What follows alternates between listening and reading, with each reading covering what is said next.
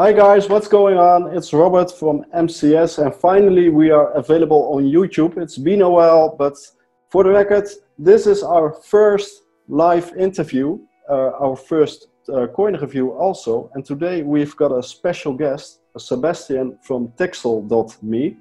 And Sebastian is going to explore Tixl with me. All your questions are going to be answered, and I'm quite amazed that he has the time in this stage of the project. So I'm excited. So you know guys, you know how it works. For the record, we are going to discuss our crypto project in the early stage. We are not giving financial advice. As we know, we are not financial advisors. So always do your own research before you enter a project or something like that. So Sebastian, welcome. Yeah, hi Robert. Thanks for having me on your channel. I'm excited on the interview. Yeah, we are all, and thank you for making time for this. Sebastian, can you tell us, can you tell the community something about yourself? Yeah, sure. Yes, my name is Sebastian. I am now 29 years old. I have been a software developer for about 10 years now, in like different fields of software development, web development, app development, backend development, so on. And I got into crypto early in 2017, and that's when the whole blockchain stuff and so on caught me. And then, we decided to jump into the Tixl project.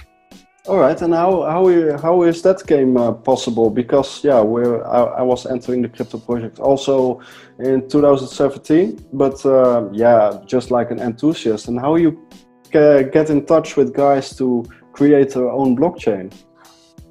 Yeah, well, actually, in the beginning of 2017, we thought, okay, since we are software developers, and we did some research on all of the background stuff, like different consensus algorithms and so on, and we thought, okay, maybe we should do something in this space as well. But then there were like so many projects where we were not sure if they would really make sense to have it on a blockchain. You probably know what I mean. Yeah, absolutely. And a few weeks passed or a few months passed, and then we thought, okay, well, actually, if we look at all of the existing cryptocurrencies, we found out that there are some great features implemented by some cryptocurrencies, like for instance, Nano did implement the zero-fee transactions, or Zcash implemented the private transactions and so on. And then we thought, okay, there might actually be a niche that there's no project that combines this certain feature set that we are targeting. And then we thought, okay, that might actually be a hard challenge to really try that, but we did. And so today we are here and to talk about it. Yes, now we're talking about Tixl, and Tixl is basically a privacy coin with all the features you mentioned and more. So if we're going to take a look at the privacy coins today, we're thinking automatically about Monero, about Zcash, Pivx, for example, but also latest added Grin and Beam. So how we can compare Tixl with the competition right now? Yeah, I think Tixl mostly compares to Zcash actually, because Zcash uses zero-knowledge proofs to encrypt transaction amounts. For somebody who doesn't know what zero-knowledge proof is, it's like you can encrypt some information so that no third party is able to reveal that information, but a third party is able to verify that the information is correct, and that, for instance, no coins are created from thin air. And so in Tixl, we make use of the concepts that have already been established in Zcash, like the zero-knowledge proofs, but we transfer them on a different data structure and also backed with a different consensus algorithm. And so that's probably how you could like compare Tixl to the existing cryptocurrencies which are private. All right. Yeah, sounds good. And I saw a lot of features that I was thinking from, whoa, this is quite huge. For instance, like the privacy feature we already know, but the first thing I was catching my eye on was like mining free. So basically, if there is no mining structure, can you explain to us what kind of power is holding the blockchain up? Yeah, that's a very good question, and we get asked that a lot. And maybe just let me say that for all of the questions, I would definitely recommend to just jump into a white paper. Mm-hmm. It's not written in a too complicated way, so it describes also these questions quite well, I think.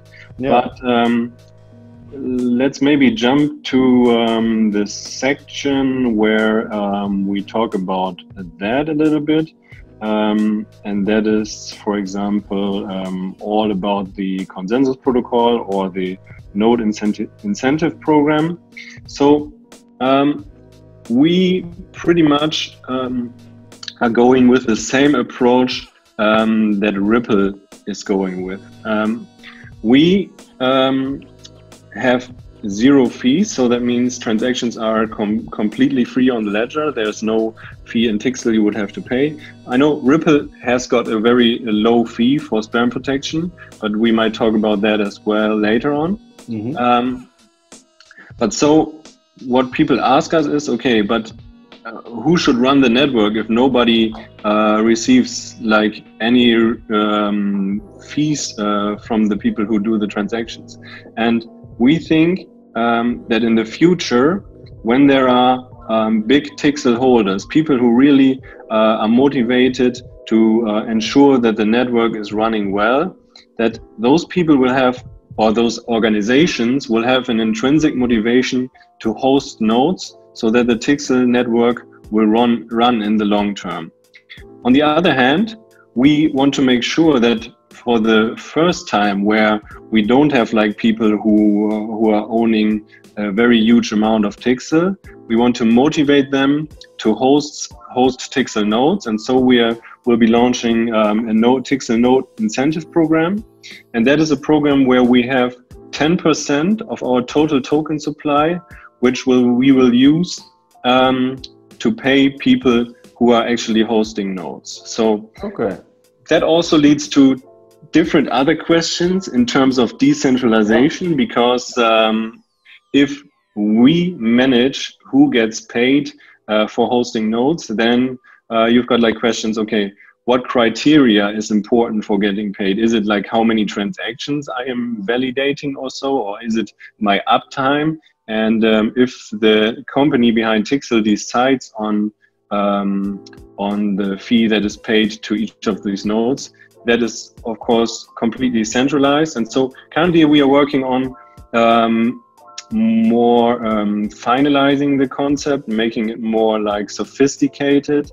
And we are also planning to really give a huge update on the white paper over the next weeks, because the technical part is currently like, I would say between, I don't know, 10 or 15 pages.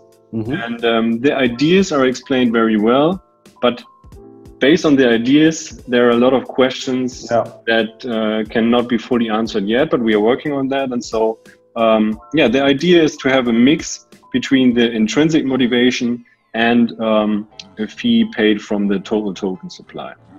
Yes, and like you mentioned already, the fee structure is normally to prevent for like spam attacks and that kind of things. We see by a lot of blockchains it's a problem already, like the bug of like the bottleneck of Ethereum back in the days, and also Neo get caught by spam attacks. So how is Tixl planning to prevent that if you keep in mind we have no fee structure? Yeah, on one hand, or on the main, what the white paper currently actually describes, that should be also somewhere here. Let's just look it up for a second if people want to read it afterwards. It's that we want to implement a micro proof of works, same as IOTA does, so that every time when you transmit a transaction to the network, you will have to provide also a micro proof of work, which is validated very early, like I would say at the API gateway, so that this transaction can be sorted out right away if it doesn't contain the micro proof of work.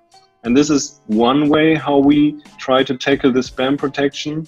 We are also already brainstorming about something like optional fees, so that there might be some nodes which say, okay, fees are not a problem for me. You know, I am transmitting 1 million transactions per day, and this is my core business relies on that, and so I don't have a problem with paying like $1,000 or whatever. But I don't want to build up the network infrastructure for doing all of these micro proof of works. Then it could be an idea to actually let those people pay the fees, and but still be a zero fee cryptocurrency in general. So yeah, that's kind of our strategy. But the optional fees part is not even contained by the white paper today. Yeah, okay, but it's coming. So in upcoming weeks, we can see a new change in the white paper, which goes deeper into the technical aspects. Yeah, definitely. Our goal is to also provide a lot of really code samples and really some extractions from the data structure, so that you can really see, okay, this is how a Tixl transaction looks like. This is like how many kilobytes it has got, and so on. So we really plan to do a big revamp on that. Our white paper has currently like 50 pages, where we think, okay, that was good enough for describing the idea, the technical idea, also the business related stuff. But now the next step is to really make it more solid, more sophisticated, and Yeah, nice. So one of the biggest fears in the blockchain and the cryptocurrency industry is the future idea of quantum-resistant attacks. I saw yesterday a podcast about Bitcoin, and it was even mentioned there already again. So I saw it as one of your points in the white paper that you're going to handle. And yeah, I was quite curious about how you see quantum resistance attacks and how you can prevent them in the future. Yeah, so quantum security, we think that is already an important topic now, because even if the threat by quantum computers will not be realistic within the next 5 years, or maybe within the next 10 years, maybe also within the next 20 years. We don't know at the moment, because there have been estimations in the past about the threat of quantum computers, and some of them have been very wrong. But even if quantum computers will be able to break today's cryptography systems, then that would also mean that if we have a ledger of transactions, these transactions are publicly available, because the ledger is decentralized, everybody can validate transactions, everybody can see the whole data, then even in the future it would be possible to decrypt all of these transactions and to check, okay, who in this network paid how much money to who else. If you are able to also connect the ledger data together with some personal information, for example, from online shops, which is especially something where big companies will have a lot of data, and then you can probably run some machine learning tools and try to find out something.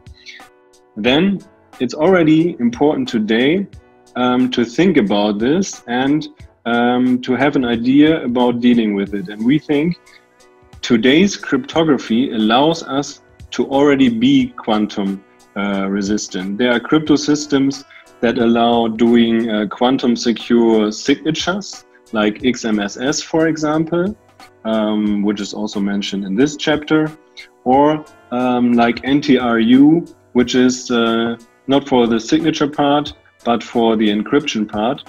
And we try to use these crypto systems where we need them. So we think that it's not that important actually to make quantum secure signatures at the moment, because when quantum computers will be able to break signatures, you will probably have an estimation about when that happens, like a few years before, and then you can also update the whole system, and so signatures can be done in a different way afterwards. And only because you have old signatures, that does not mean that anybody will be able to reveal information. So actually for the prototype, we are currently thinking about going with traditional signatures and not XMSS, and then we will probably upgrade to XMSS as soon as the mainnet launches. But for the encryption part, that's where we think that quantum security is really important, and that's also why we're dealing with it. Okay. Of course, also in the real world, even if quantum computers will be able to break today's crypto systems, the question also is who will have these quantum computers? Yeah, absolutely. Like Google, Facebook, and so on will have these computers. Will they really try to break Bitcoin or whatever? That's like probably something nobody knows. And so even if it's more theoretical at the moment, we think if it's possible to encrypt the critical data on the ledger already now and to encrypt it in a quantum secure way, and that's what we're trying to do with Tixl. Yeah. Yeah, it's a good thing that a project in the early stage like Tixl is already thinking forward to the future for possible threats who might show up. And we see it also by Bitcoin at the moment. People are really worried about the fact that it's future stuff what's probably going to being a pain in the ass, if you can say it like that, because now we're building, coding, and it's basically a steady structure. So if Tixl is already thinking about the way things can go about in a couple of years or later, I think it was one of the eye catchers on the white paper for me.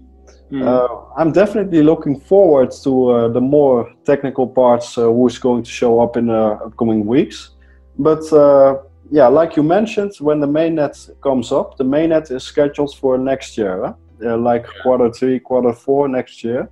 So basically you're all building, but there is already a token. Can you tell us a little bit about the token who is existing already? Yeah, we decided to launch a token before the mainnet launches because we must have a financing for the project, and that's why we wanted to do a token sale. And of course, for a token sale, we need a token. So at first, we decided to launch the token on the Stellar platform. Basically because one thing is it's very easy to launch a token on Stellar. Stellar already has decentralized exchanges. Stellar-based tokens are also traded by a lot of centralized exchanges. Stellar actually has it has really fast transactions, so that's at least something of the Tixl feature set.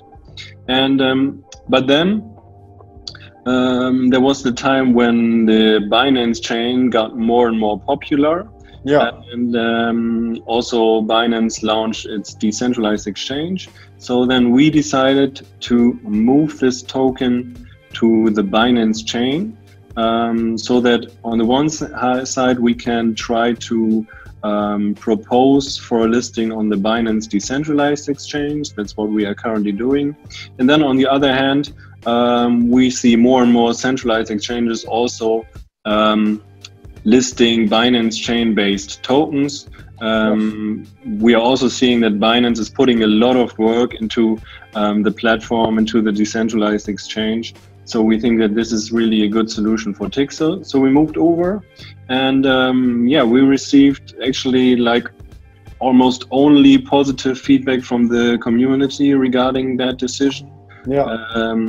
I think there was actually only one person who didn't like Binance, so like yeah, in such a large community, that's quite a good rate, I would say. And yes, yeah. finally we already launched our token on Binance Chain. Actually, almost from the token sale, I would say 3% of the total token supply is already sold and distributed. And yeah, so yeah, I can confirm that myself. Also a little disclaimer: I'm getting involved in Tixl personally already. I bought a couple of them in the first phase of the token sale, and yes, like Sebastian said, I have them already on my Binance account, so that's going smoothly well. So we can't trade or do anything without it yet, but it's good to see if you look at your personal wallet that they are already there. So now for the people who are watching and heard about Tixl for the first time, don't worry guys, I put all the links in the description below, like the website and the Telegram channel, also the white paper. But maybe Sebastian can tell you a little more about how to find more about Tixl. Yeah, sure. Of course, jump onto the website. There is also an FAQ section on the website, or an executive summary, or a pitch deck. If we just take a look, then all the important links are in the navigation on top, or there are even more links in the footer of the website. You will find links, as I mentioned, to the executive summary, to the pitch deck, to the white paper, and then of course to all of the social channels. That's also where we are very active, and where you are always welcome to ask us questions about the project. And yeah, I think that's basically it. And yeah, for so I see already ICO rated 4.9. It's it's rolling already. Well, so, you know, the ICO rating pages. Well, that's a different topic. Yeah, but it's not really an ICO at Tixl. Yeah. Sort of. I mean, yeah. Not in the traditional way. At the moment, you could actually call it an ICO, what we are doing. It's a token sale, and you could also name it initial coin offering, yeah.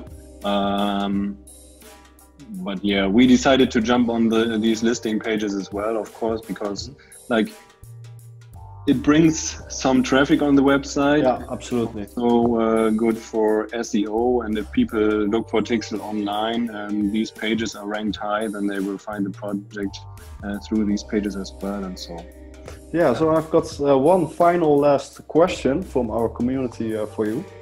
I think it's a funny question, because they looked already in the tokenomics and they were saying all the same. Only 900,000 tokens max supply. Can you tell us about it, about the decision to bring out only 900,000 tokens? Yeah, we actually also have a section in the white paper which explains why we decided on that token supply. And that's because for the first time, you know, after we launch the token, which will be later swapped to the real Tixl tokens, we wanted the token to have a value that is comparably high to other projects. Like what I didn't like, for example, was, do you know the currency KIN from the Kik Messenger? Yeah. They had like a token price of 0.00000. Yeah. So if somebody would ask you, okay, how much worth is like one KIN token? Yeah, you can't explain. I don't know. I mean, I've got like 100 million of them. Yeah. So we decided, okay, let's for the first time, let's really have a very low token supply, so that the token can have a high value comparable to other currencies, and that is also easy for other people to talk about the value of one token. And then later on, and that's also why we choose the name MTXLT, which stands for mega or million Tixl token, we can then divide multiply the mega Tixls with 1 million, and then we have a total supply of 900 billion Tixl tokens, which is the same as 900,000 mega Tixl tokens. Yeah. And so as soon as the market cap rises, and as soon as people really are starting to sell products for Tixl, then it might be hard to show prices like 0.00000 MTXLT. And that's why we decided, okay, then people can decide to show the Tixl price and not the mega Tixl price. Yeah, kind of like Satoshi. Yeah. Like how kind of like Satoshi. Yeah. Okay. You know, with the token supply, you know, it always it doesn't matter that much actually, because it always only depends like where you put the decimal place in between the supply. And but we think this is a good choice for Tixl. Of course, we get asked a lot of questions because 900,000 is really not a lot. But yeah. Yeah, it's remarkable. Yeah, I think it's a good thing indeed.